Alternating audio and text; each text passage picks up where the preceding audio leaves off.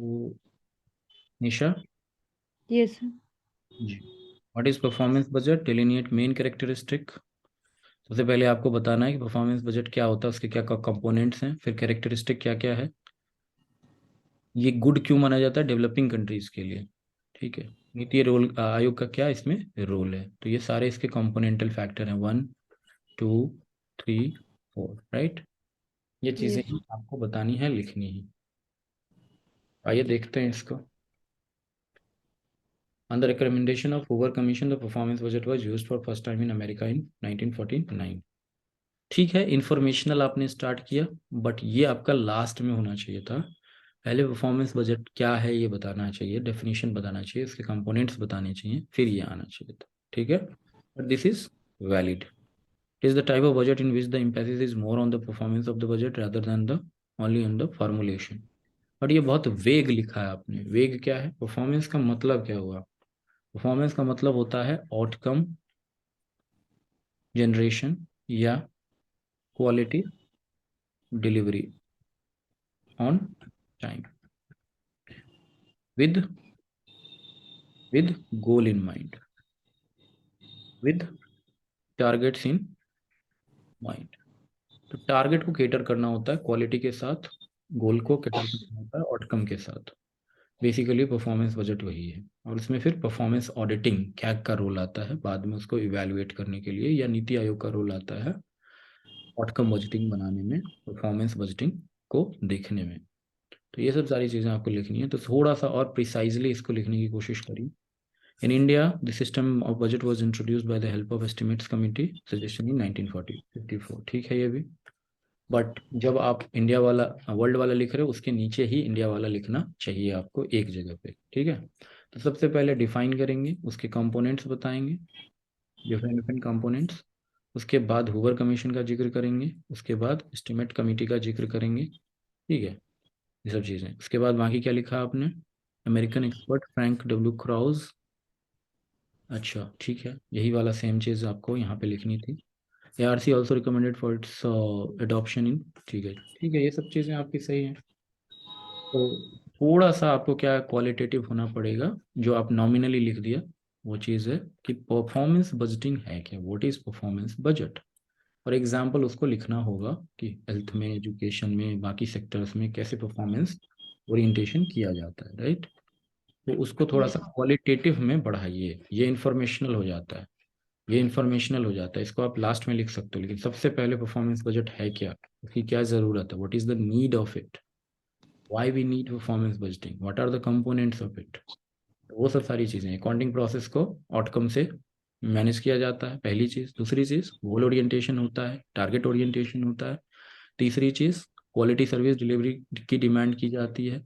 फिर चौथी चीज़ कि इंडिकेटर्स होते हैं जिसको कि परफॉर्मेंस मेजरमेंट के हिसाब से टारगेट किया जाता है कि कौन सा परफॉर्मेंस क्राइटेरिया हम कहाँ पे देखना चाहेंगे।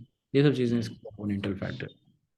उसमें फिर एग्जाम्पल भी देते रहेंगे आप, जैसे कि एजुकेशन का, जैसे कि एग्जाम्पल दिया जा सकता है कि अगर परफॉर्मेंस बजटिंग करनी है हमें एजुकेशन सेक्टर में, तो क्या करना होगा वहाँ पे, देखना होगा कि रिटेनमेंट क्या है बच्चों का, एनरोलमेंट क्या है, रिटेनमेंट क्या है उनका, बाकी चीज़ क्या है, ये सब। Characteristic of performance budget, actual performance oriented. The method adopted in this type of budgeting is more realistic and also enhance the efficiency of financial administration. Classical thinkers Kulik and Arvik, 3 E's approach।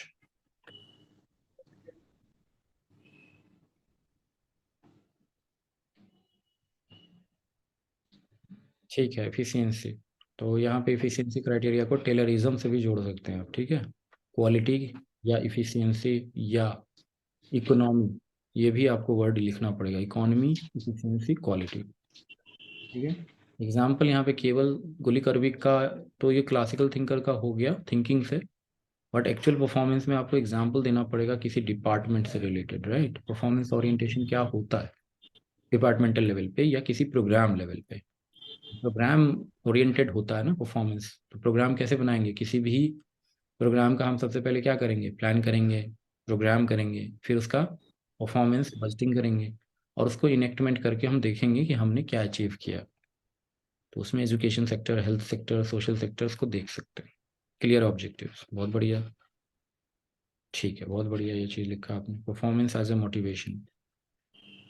ठीक है, ये बहुत बढ़िया।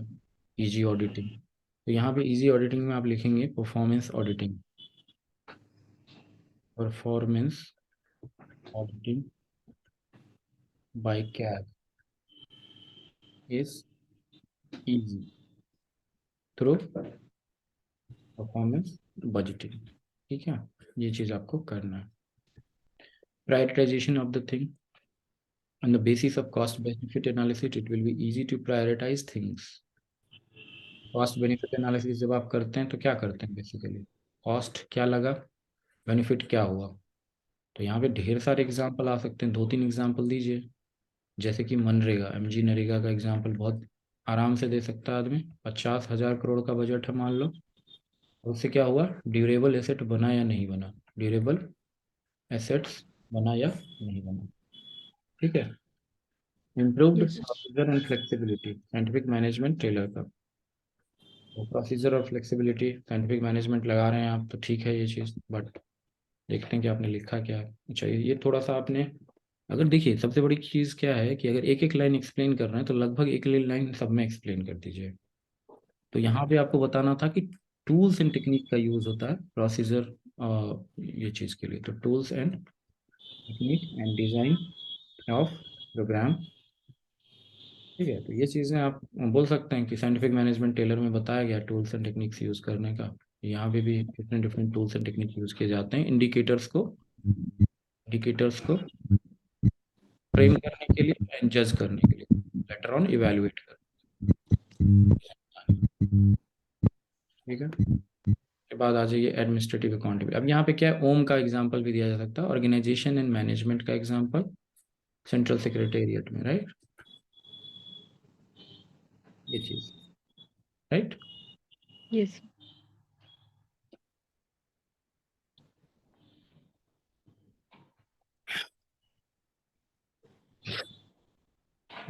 पानी P लेते हैं।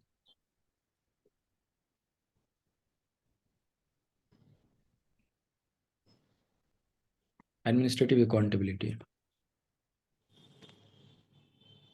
हाँ, तो यहाँ पे एडमिनिस्ट्रेटिव अकाउंटेबिलिटी में एग्जांपल देंगे ना कि अकाउंटेबिलिटी सबसे बड़ी चीज क्या है, furnish the furnish the report on finish task और रिस्पॉन्सेस और अकाउंटेबिलिटी फॉर नॉन। जो अकाउंटेबिलिटी वाला सर जो एग्जांपल्स बताए इसमें डाल सकते हैं ना थोड़ा। एकदम अकाउंटेबिलिटी का इसमें पूरा फ्रेमवर्क आएगा। एडमिनिस्ट्रेटिव अकाउंटेबिलिटी मीडिया को भी पता चलता है टारगेट क्या है, मीडिया भी ट्रैक करती है, पीपल को भी पता चलता है, वो भी ट्रैक करते हैं। बाद में इसका सोशल ऑडिट भी हो सकता है, परफॉर्मेंस ऑडिटिंग हो सकता है, नीति आयोग का आउटकम बजटिंग भी हो सकता है इसके बेसिस।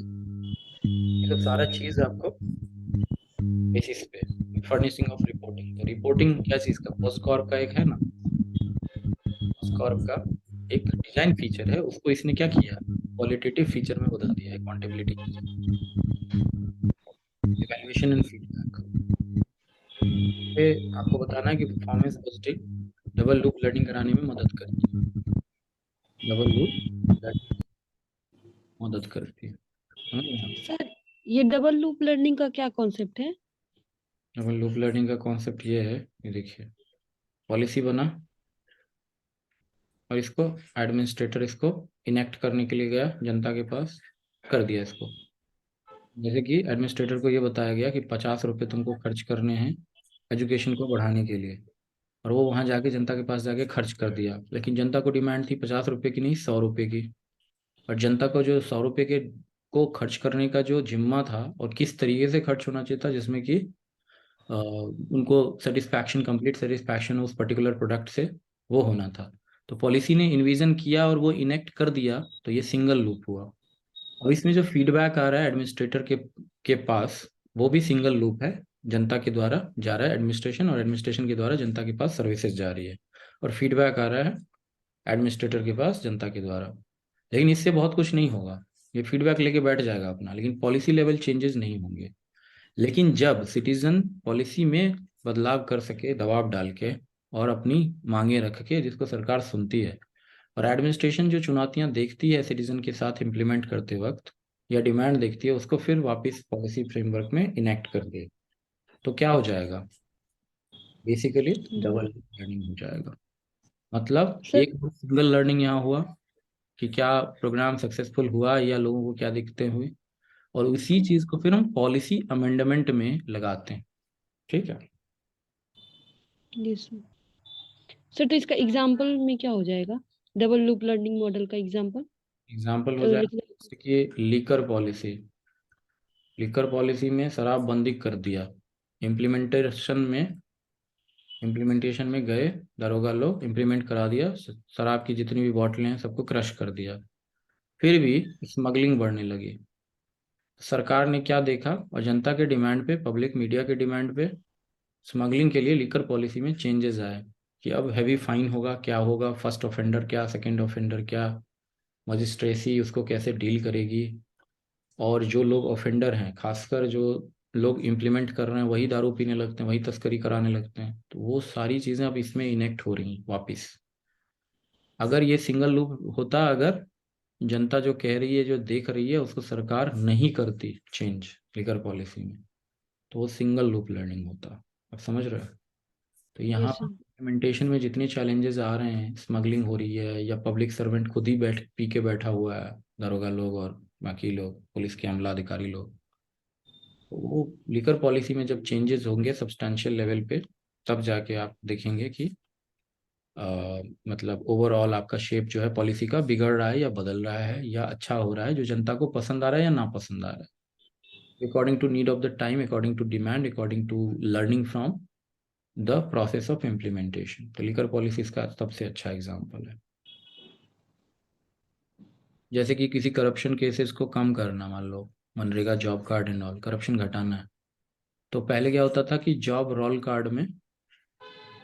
कार्ड जो है जिसके पास होता था वही वही उसको बेच लेता था या उसका कालाबाजारी करने लगता था। जॉब रोल कार्ड को हटा के अब ई रोल बना दिया, जिसको डिस्ट्रिक्ट मजिस्ट्रेट देखती है, और सोशल ऑडिट भी होता है, और लोकल गवर्नमेंट भी इसको देखती रहती है, और सेंट्रलाइज लेवल पे भी ई रोल को लगातार देखा जाता है, स्टेट गवर्नमेंट और सेंट्रल गवर्नमेंट के द्वारा, एमआईएस सिस्टम या जीआईएस सिस्टम के द्वारा। तो करप्शन कम हो गया फंडामेंटली ई गवर्नेंस सिस्टम को लगा के। तो ये करप्शन कम होना, पॉलिसी लेवल चेंज होना, टूल्स एंड टेक्निक में अपने आप में डबल लूप लर्निंग है। और अगर वो जॉब कार्ड को खाली नॉर्मली चेंज करते रहता, नहीं नहीं अब उसको हटा के डीएम को दे दिया, डीएम को हटा के किसी और को दे दिया, तो वो सिंगल लूप लर्निंग होता। हमें समस्याएं पता है, हम समाधान कोई खोज नहीं पा रहे। Feedback mechanism will also boost, यहाँ पे एग्जांपल दीजिए, इवैल्यूएशन एंड फीडबैक कैसे होगा, लिखिए यहाँ पे। नहीं, ये प्लानिंग ऑर्गेनाइजिंग इस हिसाब से नहीं हो रहा है कि केवल पॉस्टकॉर्प और पकॉक के हिसाब से हो रहा है, ये प्लानिंग प्रोग्रामिंग बजटिंग सिस्टम के हिसाब से हो रहा है, ये जीरो बेस्ड बजटिंग के हिसाब से हो रहा है। इन चीज़ों को आपको लिखना होगा यहाँ। ठीक है, आउटकम बजटिंग के हिसाब से हो रहा है। Reason behind adoption of suitability of performance budgeting in developing country. इतना लंबा आप टाइटल देने से बचिएगा, लिखिए directly suitability reasons in developing countries. Performance budgeting पे ही लिख रहे हैं, उनको पता है, reasons behind adoption and all लिखने की खास जरूरत नहीं। Scarcity of resources, optimum level of resources, and most of the developing countries have been facing a scarcity of resources, so prioritization of what is most important for whom is reluctant for another type of budgeting। Explanation में दिक्कत, simple बताना है कि resources scars हैं तो क्या करना होगा, प्रोसीजर को, प्रोसेस को, प्रोग्राम को, प्लान को, इम्प्लीमेंटेशन को, कॉस्ट बेनिफिट को ध्यान में रखना होगा। और इसके लिए क्या क्राइटेरिया है, टेलरिज्म का क्राइटेरिया है, बिहेवियरलिज्म का क्राइटेरिया है, ये सब स्ट्रक्चरल क्राइटेरिया, ये सब सारी चीज़ें हम यूज़ करते हैं।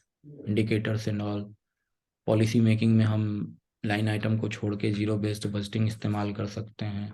ये सब चीज़ें स्कार्सिटी ऑफ रिसोर्सेज को कम करेंगी। जैसे नीति आयोग का पॉलिसी डायनेमो मॉडल, वो मार्केट मॉडल पे चला गया। अब इंडिकेटिव प्लानिंग करता है, मार्केट का सहारा लेता है बेस्ट टूल्स को और फिर इम्प्लीमेंट कर देता है।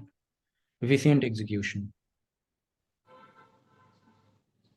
Periodic reviews of policies and reporting of results, incentives and efficiency, feedback system. Efficient execution में भी आपको कैसे एग्जीक्यूट करते हैं आप चीज़ों को, तो वो एग्जीक्यूशन की चीज़ों को आपको बताना होगा। MIS, GIS, टूल्स, टेक्निक, ये सब चीज़ें आपको बतानी पड़ेंगी यहाँ पे। एग्जाम्पल्स दीजिए आप, इंडिकेटिव ही सही, बिहार से भी रिलेटेड दे सकते हैं। Execution of certain plan, programme और पॉलिसी, ढेर सारे एग्जाम्पल हैं आपके पास। फीडबैक सिस्टम, बार बार चीज़ों को आप रिपीट कर रहे हैं, दिक्कत ये है। जब आपने प्रोसेसेस लिख दिए यहाँ पे, कैरेक्टरिस्टिक लिख दिए, तो आपको यहाँ पे डेवलपिंग कंट्री का प्रॉब्लम होता है। डेवलपिंग कंट्री में एफिशिएंट एग्जीक्यूशन है, स्कार्सिटी है, करप्शन होगा, लोगों का lop sided balance of power होगा, जिसको इम्बैलेंस्ड पॉलिटी बोला है वेबर ने। Accountability mechanism and grievance redressal mechanism की कमी होगी। डिसीजन मेकिंग जो है स्लैग होगा उसमें, तो रेटिपिज्म वाला कॉन्सेप्ट आ जाएगा। इसको इतना ज़्यादा एक्सप्लेन करने के बजाय एक एक लाइन में आप लिख सकते थे, 10, 15, 20 के करीब लिख सकते थे। ठीक है। Yes. NITI Aayog role in performance budgeting.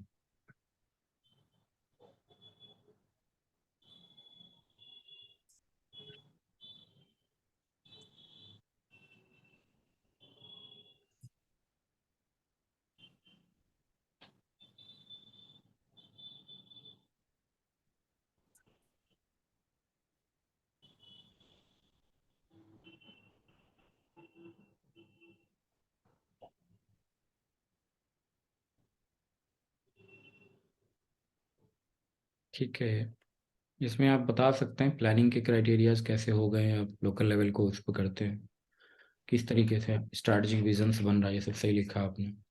थोड़ा और एक्सप्लेन करिएगा इसको। DMEO को लिखिएगा, ऑफिस है इसमें, इवैल्यूएशन के लिए, प्रोग्राम इवैल्यूएशन के लिए DMEO बनाया है। और बहुत सारे, जैसे कि टीम इंडिया का कॉन्सेप्शन है, तो उसमें फेडरल एलिमेंट को देखता है परफॉर्मेंस बजटिंग के लिए। FRBM एक्ट को ट्रैक करता है। 15th फाइनेंस कमीशन को और बजट को ट्रैक करता है, बजट के साथ मर्ज कराता है, आउटकम बजटिंग करता है। ये सब चीज़ें आपको बतानी पड़ेंगी नीति आयोग की। इसका जो फंडामेंटल इंस्टीट्यूशन है, उसके डिफरेंट डिफरेंट अवयव हैं, उसको पढ़िए और यहाँ पे कोट करिए। ARC2 रिकमेंडेशन, इसको आप लोग ये कर सकते हैं, लाइक घेर सकते हैं और फिर बता सकते हैं। ठीक है, ये टॉप डाउन मॉडल, ठीक है। Internal capacity of responsible estimate, ठीक है। और भी ज़्यादा लिख सकते हैं, जैसे कि इंटरनल ऑडिटिंग मैकेनिज्म बोला गया है सेकेंड ARC में। उसके बाद आपको कनकरेंट ऑडिटिंग बोला गया है। ये सब चीज़ें आप लिख सकते हैं। उसके बाद आप और क्या लिख सकते थे यहाँ पे, परफॉर्मेंस बजट में ये लिख सकते हैं कि लगभग जो इंटरनल कैपेसिटी बिल्डिंग है वो बनाया जा सकता है, सोशल ऑडिट मैकेनिज्म को बढ़ाया जा सकता है, डिस्ट्रिक्ट लोकपाल को लगाया जा सकता है करप्शन केसेस को देखने के लिए, डिस्ट्रिक्ट एडमिनिस्ट्रेटिव अथॉरिटीज़ को MIS और GIS यूज़ करना चाहिए, गवर्नेंस टूल्स यूज़ करने चाहिए, ये सब सारी चीज़।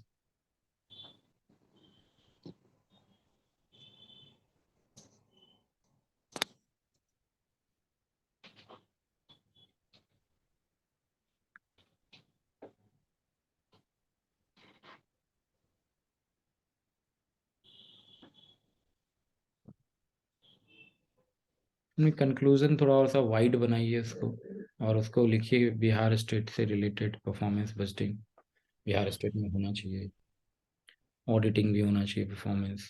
उसके बाद फिर आप लिखिए कि जो पेनिट्रेशन है परफॉर्मेंस बजटिंग का वो लोकल गवर्नमेंट में भी होना चाहिए, social audit is a great tool for that.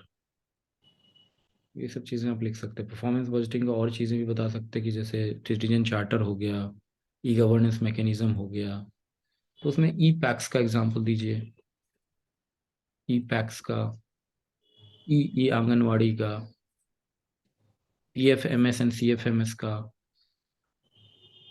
CFMS Bihar के द्वारा कॉम्प्रिहेंसिव फाइनेंशियल मैनेजमेंट सिस्टम, और ये फाइनेंस मिनिस्ट्री के द्वारा पब्लिक फाइनेंशियल मैनेजमेंट सिस्टम, ये सब सारी चीजें आप यहाँ पे कोट कर सकते हैं, राइट? यस ये सारी चीजें कोट कर सकते हैं।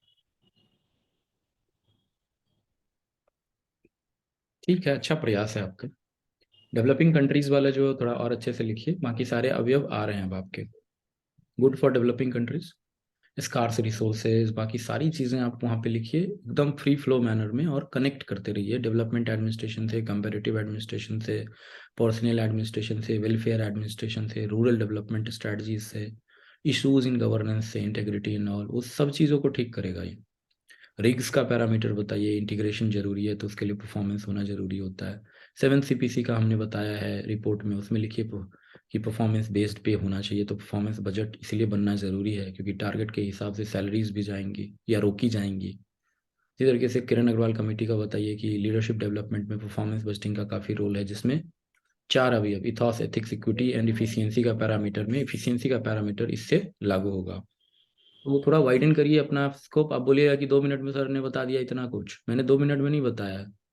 वहाँ पे 50 घंटे की क्लास मैंने ली है, उसके बाद भी फिर दोबारा आप उतना पूछोगे, it will be not possible. तो दैट्स वाई वो सारी क्लासेस को देखिएगा तो आपको जगह जगह ये सब होगा। दूसरी बात, इसमें जो मैंने बोला है सब रिकॉर्ड हो गया है, वो आपको आ जाएगा। इसमें 27 नंबर दे रहा हूँ मैं आपको 50 में, बट थोड़ा ज़्यादा दिया है मैंने, 25 नंबर तक इसमें आएगा आपको। बट 27 नंबर दे रहा हूँ क्योंकि इनकरेजमेंट थोड़ा फील होना है आपको, क्योंकि ये अच्छा लिखा है आपने। हमको दिक्कत तो लगा सर 20 नंबर भी नहीं मिलेगा। नहीं, नहीं, अब उतना लो होने की जरूरत नहीं है और ना उतना हाई होने की जरूरत है।